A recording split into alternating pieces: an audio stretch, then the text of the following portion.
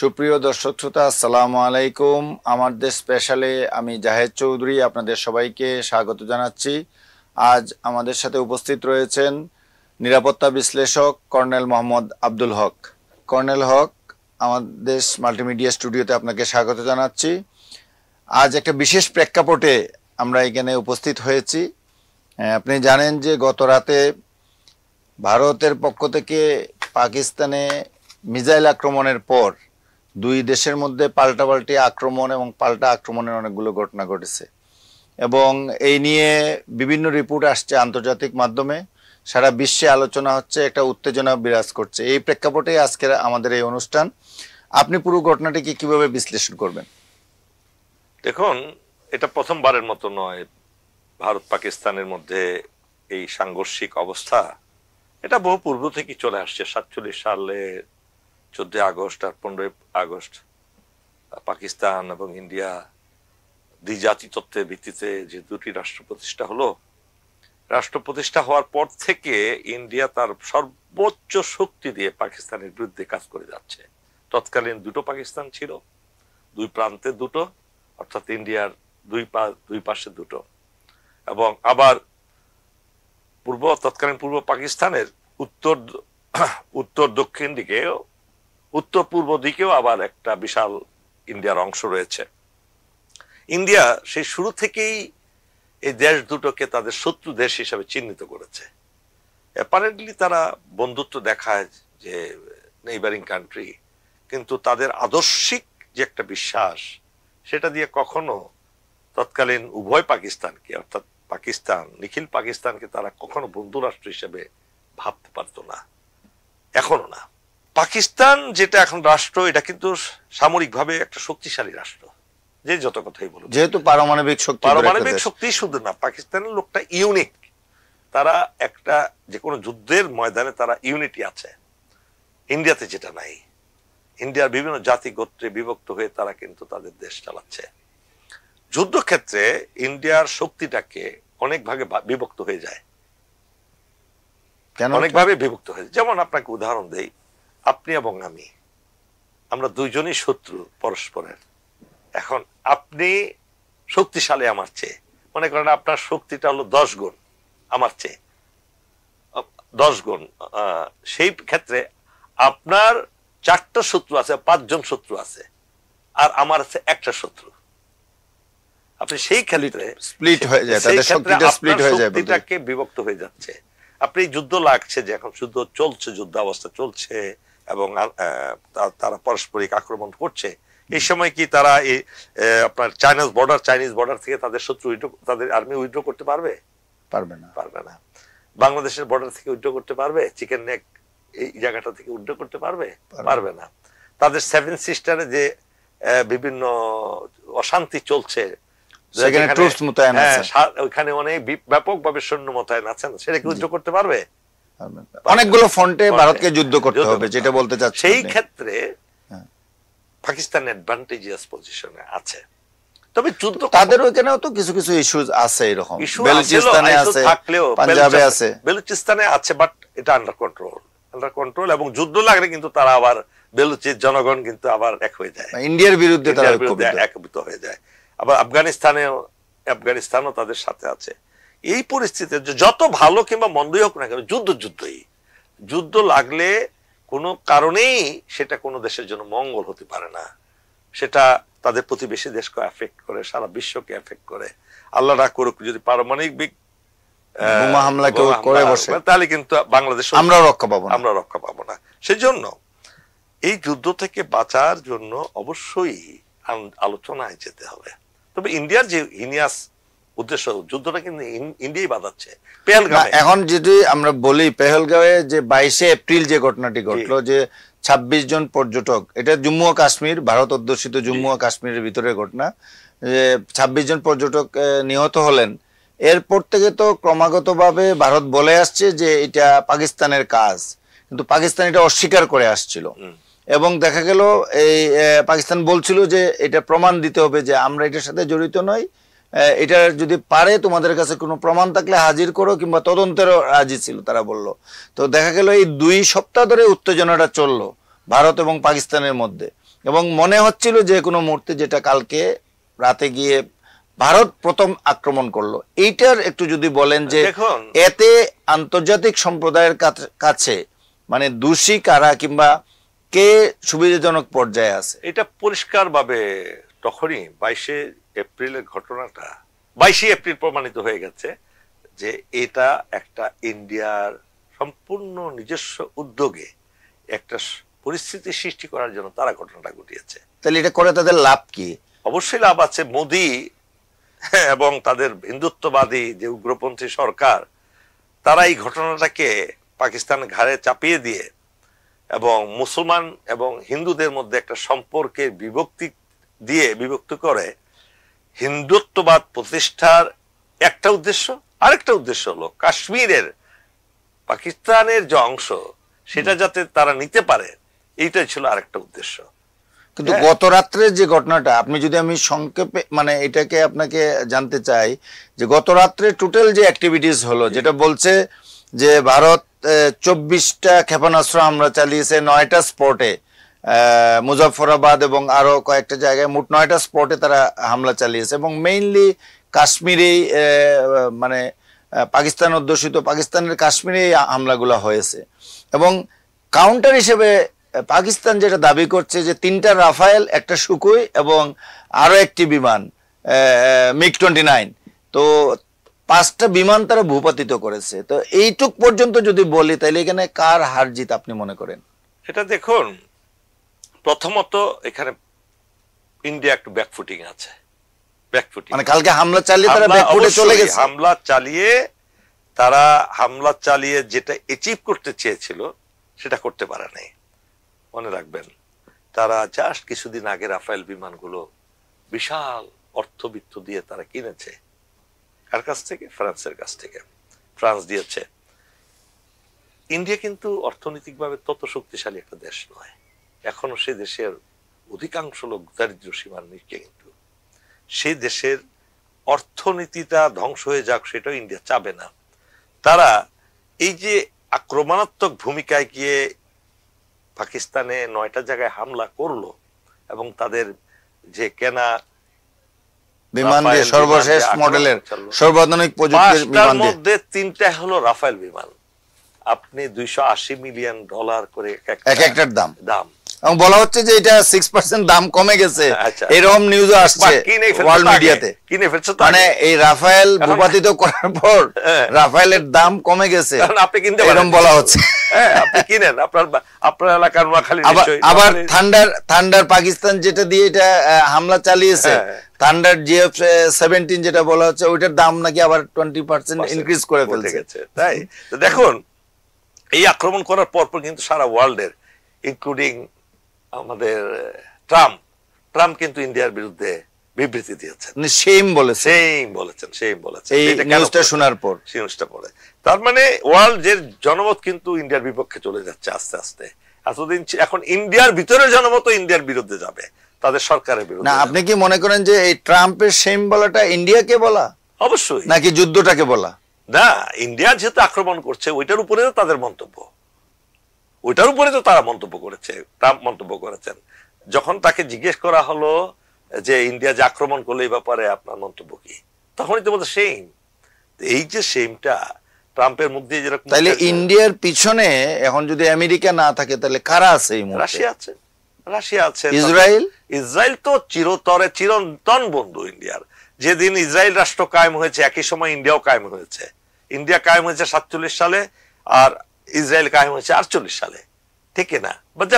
এটা বলতে চাচ্ছেন যে ইসরায়েলের সাথে ভারতের ঐতিহাসিক যোগাযোগ তাদের আজকে। এবং আমরা তো দেখলাম যে তারা প্রকাশ্যে এই হামলায়, এই ঘটনায় তারা সমর্থন দিয়েছে, ইন্ডিয়াকে সমর্থন দিয়েছে, যেটা অন্যরা সমালোচনা করছে, কিন্তু ইসরায়েল তো তাদের পক্ষে গোলা বারুদ দিয়ে সাহায্য করবে।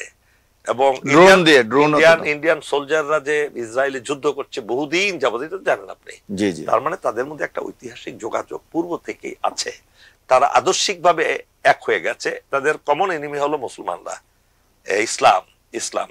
আর সেদিকে ইসরায়েল মনে করে তারা পৃথিবীর শ্রেষ্ঠ জাতি, আবার ব্রাহ্মণরা মনে করে তারা এইদিকে হলো শ্রেষ্ঠ জাতি। এটাই হলো তাদের সুসম্পর্কের কারণ। আর মুসলমানরা হলো অচ্ছুত। তারা ধরা যাবে না, ছোঁয়া যাবে না, ছুঁইলে অপবিত্র হয়ে যাবেন। এই যে তারা তাদের ধর্মীয় বিভেদটা দিয়ে তারা কিন্তু দুই দেশ কমন এনিমির বিরুদ্ধে গিয়ে এক হয়ে গেছে। এখানে শুধু ইসরায়েল ছাড়া ভবিষ্যতে হয়তো রাশিয়া তো আছেই, তাদের চিরন্তন বন্ধু, ইন্ডিয়ার চিরন্তন বন্ধু রাশিয়াও আছে। বাট এই বন্ধুত্ব দিয়ে কিন্তু কাজ হবে না, ক্ষতি তো ক্ষতি হবে। বন্ধু আপনাকে, ইসরায়েল হয়তো বিনা টাকায় তাদেরকে অস্ত্র দিবে, রাশিয়া কিন্তু দিবে না, ইউরোপ কিন্তু দিবে না। কিন্তু ভারত এবং পাকিস্তানের, আপনি কি মনে করেন তাদের যে ইকোনমি এই মুহূর্তে একটা যুদ্ধকে সামাল দেওয়ার মতো পর্যায়ে তারা আছে? নো, অবশ্যই নাই। পাকিস্তানের ডলারের মূল্য জানেন কত? একেবারে শূন্যের কোঠায় চলে গেছে। আগেই ছিল, আগেও ছিল। ইন্ডিয়াও কিন্তু তত ভালো অবস্থায় নাই, কেননা তাদের এই বিশাল আর্মি লালন পালন করতে এই যে এতগুলো বিমান চলে গেল, 22টা হয়তো আরো কয়েকটা গেছে, আরো কয়েকটা। এর আগে মনে আছে আপনার ওই কার্গিল যুদ্ধে তাদের ওই পাইলটকে ধরে, কার্গিলের পরে, এটা হলো কার্গিলের পরে যে যুদ্ধটা হয়েছিল, ওই সময় তারা হামলা চালিয়েছিল। পর্যন্ত পাকিস্তানের সাথে যতগুলো যুদ্ধ করেছে, সবগুলো যুদ্ধে কিন্তু পাকিস্তানে, এটা পুলওয়ামা হামলায় যেটা 2019 সালে যে তারা বোম্বিং করতে গিয়ে একটা বিমান ফেলে দিয়েছিল, ওই যে, এবং পাইলট ওনার নাম ছিল অভিনন্দন বর্তমানকে তারা আটক করেছিল পাকিস্তান, এবং পরে ওয়াঘা সীমান্ত দিয়ে তাকে ফিরিয়ে দেওয়া হয়েছিল, বলেছিল এটা যুদ্ধ বন্ধের কিংবা শুভেচ্ছার নিদর্শন বলে। বিশ্বের সব জায়গায় অভিনন্দন কিন্তু তখন একটা নাম, একটা আলোচিত ছিল। এই ঘটনাটা খুবই আলোচনায় আসছে। এটা 2019 সালের পুলওয়ামার। এই লজ্জা পাওয়ার ইতিহাস কিন্তু ইন্ডিয়ার নতুন না। কার্গিল ওয়ারেও তো ইন্ডিয়া লজ্জিতই হয়েছে সবসময়, ক্লিয়ারলি ওখানে হেরে যায়। 65 এর ওয়ারে, 65 ওয়ারের তারা বলছে চা খাবে গিয়ে ইয়েতে লাহোরে গিয়ে, চা খাইতে গিয়ে নিজেদের জায়গায় হারিয়ে ফেলছে। একমাত্র 71 ছাড়া যে কয়েকটা পুরাপুরি যুদ্ধ কিংবা কিমিশেষ যদি বলেন ছোটখাটো যুদ্ধ, এটা তো আবার আরেকদিকে চলে যাচ্ছেন। 71 কি ইন্ডিয়া জিতছে নাকি? 71 যুদ্ধ কি করেছে? যাই হোক, যাদেরকে তারা সমর্থন করেছে, তারা যুদ্ধ করেছে 71। আমরা বাংলাদেশের মানুষ যুদ্ধ করেছে। অবশ্যই কখনো যোদ্ধা জাতি ছিল না, আপনাকে বুঝতে হবে। এই ইন্ডিয়ান জাতি একটা ভীরু কাপুরুষের দেশ। সেই কোন আমলে মুসলমানরা এসে, আপনি দেখুন ইখতিয়ার উদ্দিন বখতিয়ার খিলজির কথা ধরেন, 17 জন ঘোড়সওয়ার নিয়ে এসলেন উনি, সেই রাজা গৌর গোবিন্দের একেবারে প্রাসাদে ঢুকে গেলেন। তার কি সৈন্যবাহিনী ছিল না? গৌর গোবিন্দের ছিল তো, অবশ্যই সহস্র সৈন্য ছিল, সহস্র সৈন্য ছিল, নাহলে সে রাজ্য করলো কেমনে? 17 জন মানুষ এসে কি করলো? তাদেরকে ধূলিসাৎ করে দিল। তাদের ইতিহাসটা কত দুর্বলতার ইতিহাস। তারপরে দেখুন, এই পর্যন্ত মুঘল আমলে কিংবা তার পূর্বে বাবর এবং আরো অন্যান্য যারা ছিলেন, কোন যুদ্ধ কি তারা জিততে পেরেছে? আপনি পানিপথের যুদ্ধ বলেন, আরো অন্যান্য যেখানে যুদ্ধ তারা করেছে, রাজপুতরা যুদ্ধ করেছে মুসলমানদের সাথে, সর্বত্র তারা হেরে গেছে। হারছে বলেই তো সেই সময়ে হাজার হাজার যে হিন্দু রাষ্ট্রগুলো ছিল, এখানে সেখানে ছোট ছোট স্টেট ছিল, আস্তে আস্তে তারা মুসলমানরা এসে সেগুলো দখল করলো এবং একটা ঐক্যবদ্ধ রাষ্ট্র কায়েম করলো মুঘল আমলে। হ্যাঁ, তারা যদি যোদ্ধা জাতি হইতো, এতদিন কি 1000 বছর কি তাদেরকে প্রধানত করে যেত? যদি ইস্ট ইন্ডিয়া কোম্পানি পরবর্তী ব্রিটেন যদি তাদেরকে সাহায্য না করতো, ইন্ডিয়ান এই হিন্দুদেরকে শিক্ষা দীক্ষা অনেক কিছু দিয়ে তারা উচ্চ নিয়ে গেছে, যেহেতু তাদেরও কমন এনিমি ছিল মুসলমানরা। সেই ক্ষেত্রে ইন্ডিয়া এই 193 বছরে অনেক উপরে চলে গেছে। না, শুধু পাকিস্তানের এই পরিস্থিতি তো না হয় ধরলাম, যে কাশ্মীর নিয়ে তারা তো দফায় দফায় এই চেষ্টা করছে। আপনি যেমনটি শুরুতে বলছিলেন যে এটার পিছনে একটা ষড়যন্ত্রের কথা বলছিলেন, যে ভারত হয়তো নিজেই এই সর্বশেষ ঘটনাটি, পাহেলগাঁওয়ের যে ঘটনাটা, পর্যটকদের উপর হামলার ঘটনাটা, এটা সাজাতে পারে। কেন সাজাতে পারে? আপনি বলছিলেন যে কাশ্মীর নিয়ে তাদের হয়তো কোনো একটা প্ল্যান আছে। কারণ এর আগেও আমরা শুনছি যে পাকিস্তান নিয়ন্ত্রিত যে কাশ্মীর আছে সেটাকে তারা দখল করতে চায় বলে হুমকি দিয়েছে প্রকাশ্যে, অনেক মিনিস্টাররা হুমকি দিয়েছেন। তো এখন এই ঘটনার প্রেক্ষিতে তারা কি এই ইয়েতে কিছু আগাতে পারলো, নাকি এখনো দৃশ্যের বাইরে অনেক কিছুই নেপথ্যে রয়ে গেছে, সেটার জন্য আমাদের অপেক্ষা করতে হবে? না, অপেক্ষা করার আর প্রয়োজন হবে না। তারা যদি যুদ্ধ চালিয়ে যায়, এটা ভারতের জন্য যেমন বিপর্যয় হবে, পাকিস্তানের জন্য সুখকর হবে না। কেননা অর্থনীতিতে দুই দেশই অনেক নিচে চলে গেছে। এটা উভয় দেশের জন্য যেমন ক্ষতিকর, বাংলাদেশের জন্য তত ক্ষতিকর, আশেপাশের সব দেশগুলো এফেক্টেড হবে। বিশ্বের মুদ্রা বাজারেও এটা এফেক্ট করবে, দারুণ ভাবে এফেক্ট করবে। কেননা দুইটাই তো পারমাণবিক শক্তিধর দেশ, শক্তিধর দেশ, এবং এই পারমাণবিক হামলা হলে তো আমাদের অস্তিত্ব নিয়ে থাকবে না সেটাই। এবং আমার তো এটা মনে হয় যে পাকিস্তানকে আপনি অন্যভাবে যাই বলেন না কেন, পারমাণবিক শক্তি পাকিস্তানের আছে, এবং বলা হয় যে ইন্ডিয়ার চেয়ে সংখ্যায় বেশি। তাদের ওয়ারহেড 150টা আছে, তাদের ওয়ারহেড, আর ইন্ডিয়ার আছে 135টা। জি জি, 135। এদিক দিয়ে তো তারা এগিয়ে আছে। আর তাদের সাথে, আর পারমাণবিক যুদ্ধে তো আসলে কারো হার জিত, কেউ একটু বেশি ক্ষতিগ্রস্ত, কেউ কম হবে, কিন্তু জিততে কেউ পারার কোনো সুযোগ নাই। পাকিস্তানও চাবে না, ইন্ডিয়াও চাবে না। তাইলে কি মনে করেন যে যুদ্ধটা কালকের রাত্রে যেটুকু ঘটনা ঘটে গেছে এখানেই শেষ হয়ে গেল? এটা আপনার বিবেচনায় কি মনে হয়? তো মনে হয় এটা রিটেলিয়েট করবে। পাকিস্তান আলোচনার আহ্বান জানিয়েছে। আপনার এই আলোচনায় বসার আগেই আমি দেখছিলাম যে পাকিস্তানের সামরিক বাহিনীকে ক্ষমতা দিয়ে দিয়েছে ক্যাবিনেট, যে কোনো ধরনের অপারেশন চালানোর জন্য। আজকে বাংলাদেশ সময় 12টায় তাদের এই জাতীয় নিরাপত্তা কমিটির মিটিং ছিল। ওখানেই পারমিশন দিয়ে দেশ 12টা, ওদের দেশ 11টায়। জি, সেই 11টায় তাদের দীর্ঘ 1 ঘন্টা তাদের বৈঠক চলেছে। বৈঠকের মধ্যে তারা সামরিক বাহিনীকে সর্বোচ্চ ক্ষমতা দিয়েছে যে তোমরা যুদ্ধ চালিয়ে যাবা যদি তারা আবার অ্যাটাক করে, কিংবা তার মানে এখন Pakistan army ready to fight. যদি ইন্ডিয়া ইনস্টিগেট করে, তারা যদি আর কিছু করে, মানে এখন পর্যন্ত যা হয়েছে এতে আপনি বলছিলেন যে এই পর্যন্ত যা ঘটে গেছে এতে কাদের বিজয় হয়েছে আপনার মনে হয়? আমি মনে করি পাকিস্তান বিজয়, মানে কম্পারেটিভলি এগিয়ে। কিন্তু পাকিস্তান তো বলছে এখন আবার যে ইন্ডিয়া যদি আর কিছু না করে তাইলে তারা আর এগোবে না। আমি বললাম না, যুদ্ধ তো কেউ চায় না, তারাও চায় না, ইন্ডিয়াও চায় না। এটা পাকিস্তান তো বাধ্য হয়ে, পাকিস্তান তো আর যুদ্ধ শুরু করে নাই। পেহেলগামের ঘটনা তারা ঘটায় নাই, না ঘটিয়েই তাদের আপনি দিয়ে দিলেন, দায়ী করলেন। এটার জন্য তো পাকিস্তান দায়ী নয়, পুরো জিনিসটাই ইন্ডিয়ার হাতে ছিল, এবং ইন্ডিয়াই ক্যারিকাচার করে পাকিস্তানকে ইনভলভ করতে চেষ্টা করেছে। কিন্তু আমার মনে হয় না ওয়ার্ল্ড পাওয়ার এখন জেনে গেছে ঘটনা কোন জায়গায়। পাকিস্তানের পক্ষেই যাবে সবকিছু এই মুহূর্তে। আর সেটাও ইন্ডিয়া যদি দীর্ঘায়িত করে ইন্ডিয়ার বিপক্ষে চলে যাবে, এবং ইন্ডিয়ার অর্থনীতিতে যেমন এফেক্টেড হবে, একইভাবে যুদ্ধ করলে ইন্ডিয়ান সামরিক বাহিনীতে কিন্তু বিচ্ছিন্ন জাতি গোত্রের সমন্বয়ে এই আর্মি গঠিত, শুধু এক না। বাংলা যেমন, তারপরেও আপনি যে কথাটি বলছিলেন যে ভারতকে তো এখন অনেকগুলো ফ্রন্টে যুদ্ধ করতে হবে, খালি পাকিস্তানের সাথে না, এখন বাংলাদেশ বর্ডারেও তাকে কিন্তু প্রচুর সৈন্য মোতায়েন রাখতে হচ্ছে, এখন চীনের সাথে রাখতে হচ্ছে, তাদের ইন্টারনাল 7 সিস্টারে রাখতে হচ্ছে। আপনি যা বলছিলেন, যদি কথার কথা বলছি আর কি, বাংলাদেশ তো কখনো আমরা যুদ্ধ করতে যাব না, কিন্তু তাদের যে 7 সিস্টার আছে সেখানে বিদ্রোহী গোষ্ঠীকে যদি এখন চায় না তাদেরকে ইন্ধন যোগায় অস্ত্র টস্ত্র দিয়ে, তাহলে কি অবস্থাটা দাঁড়াবে ইন্ডিয়ার চিন্তা করতে পারছেন আপনি? মাইন্ড ইউ, ইন্ডিয়া, চায়না তো করতে পারে গোপনে গোপনে তাদের বিদ্রোহীদেরকে তো সাহায্য করতেই পারে, করতে পারে না? Can India sustain at that time? তখন কি তারা পাকিস্তানের বর্ডার থেকে সৈন্য নিয়ে আসবে এদিকে? সম্ভব না।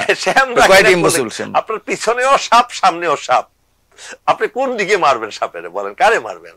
দুই দিকেই তো। সুতরাং আপনার ইন্ডিয়া কখনো এটা যা দেখায়, ওই এক কথা, আরেকটা মাইরা দেখ, আরেকটা মেয়েরা দেখ, এরকম আর কি। তো সমস্ত প্রতিবেশীদের সাথে ইন্ডিয়ার যে এরকম একটা খারাপ সম্পর্ক, পাকিস্তানের সাথে তারা তো চিরশত্রু, এখন বাংলাদেশের সাথেও সম্পর্ক খারাপ, শ্রীলঙ্কার সাথেও খারাপ, নেপালের সাথে খারাপ, ইভেন মালদ্বীপের সাথেও সর্বশেষ তাদের রিলেশন খুবই ডিটোরিয়েট করছে। তো এইরকম মানে একটা বৈরী প্রতিবেশীদের সাথে ইন্ডিয়ার বসবাস, তারপরেও ইন্ডিয়া কেন বারবার এরকম উস্কানিমূলক আচরণগুলো করে? আমাদের সাথেও তো করছে।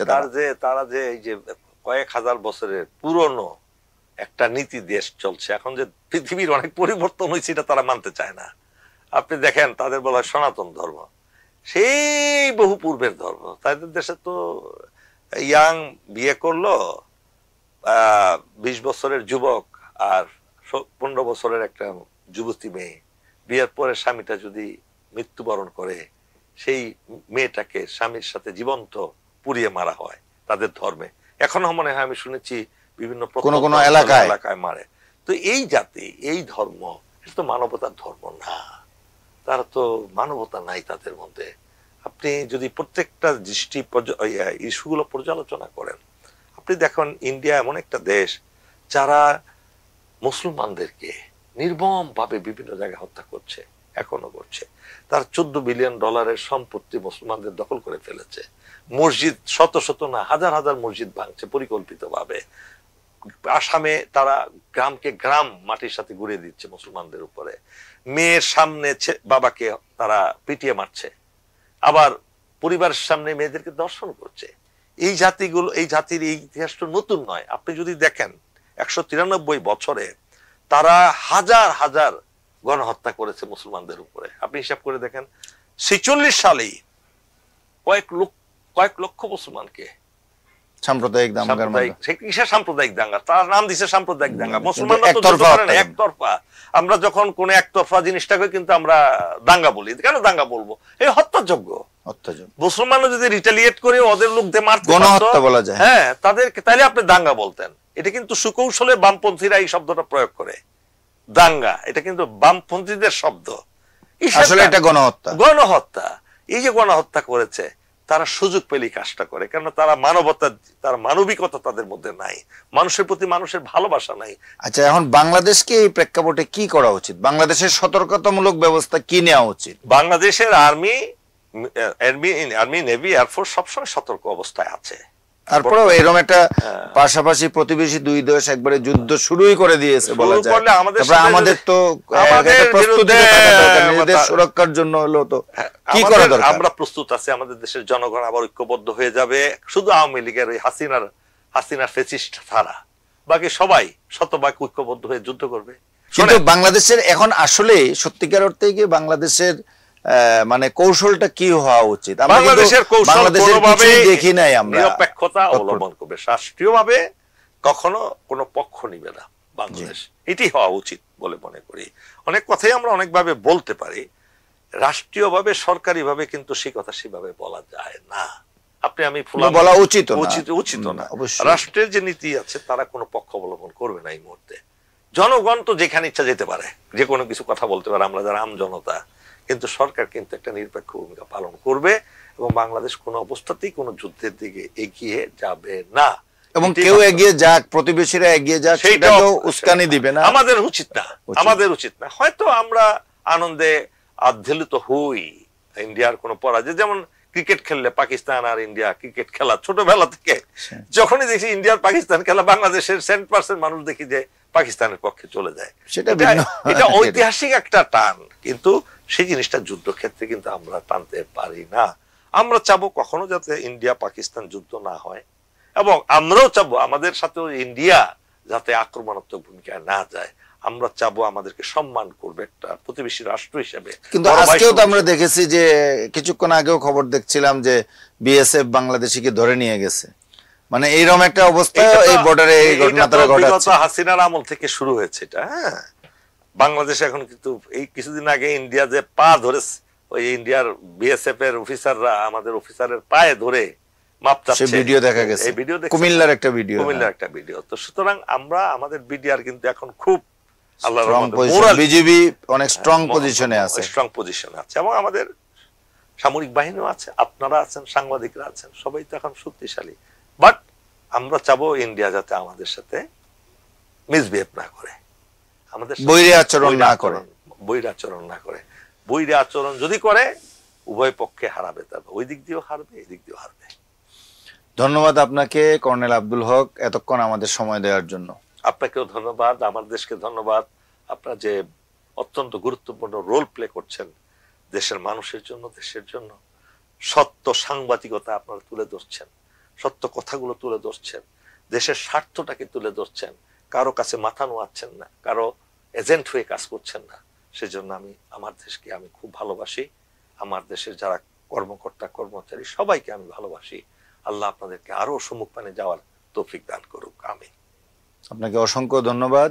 সুপ্রিয় দর্শক শ্রোতা, এতক্ষণ আমরা নিরাপত্তা বিশ্লেষক অবসরপ্রাপ্ত কর্নেল মোহাম্মদ আব্দুল হকের কাছ থেকে ভারত পাকিস্তান এই যুদ্ধাবস্থার প্রেক্ষাপটে সামগ্রিক বিষয়ে তার মতামত শুনলাম।